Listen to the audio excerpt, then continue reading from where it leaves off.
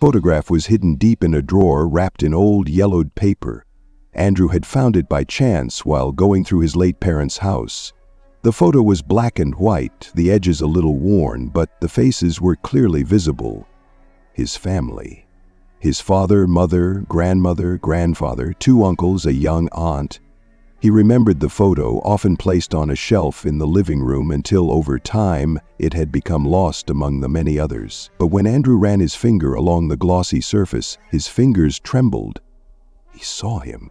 The stranger, a tall figure standing behind everyone else, slightly to the side in the shadows. His face was blurry as if it had washed out of the picture, but his eyes, they weren't faded like the others, they were clear, alive, as if they were looking straight at him. Andrew frowned. He didn't remember anyone else in the photo. He couldn't think of a single distant relative who looked like that. He turned the picture over, hoping to find a signature.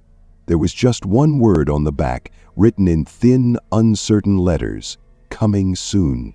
Andrew felt a chill run down his spine. Someone was standing in that photograph.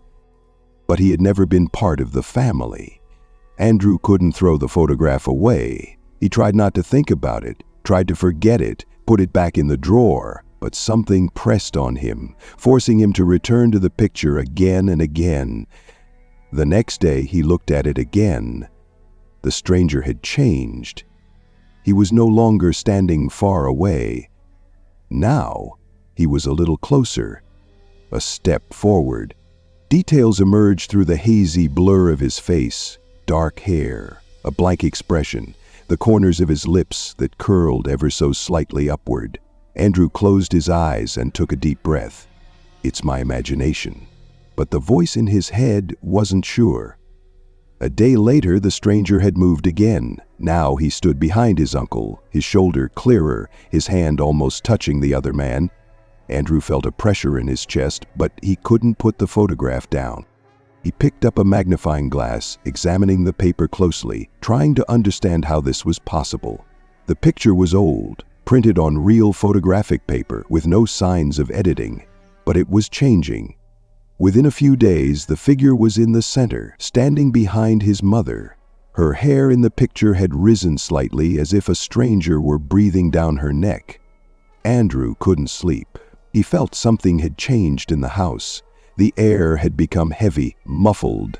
Every evening he noticed movement out of the corner of his eye, but when he turned around he saw no one.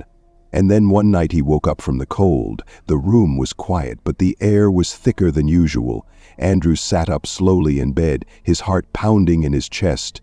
There was a photograph on the nightstand. Although he was sure he had left it somewhere else, his hands were shaking when he picked it up. The figure in the photo was standing right behind him. He recognized his shoulder, the edge of his shirt. The shadow pressed tightly against him. The blurry smile became clearer. At that moment he felt a breath behind him, cold, slow. He didn't want to turn around, but he knew it was too late. The room was filled with silence. Andrew didn't move, his heart pounding in his chest. The breath behind him didn't stop. The cold was getting stronger, as if someone was standing right next to him, but he couldn't see them. His hands were clutching the photo too tightly, his nails digging into the paper. But he didn't look at it. He didn't want to see where the stranger was now. A step, right behind him. A step, too close.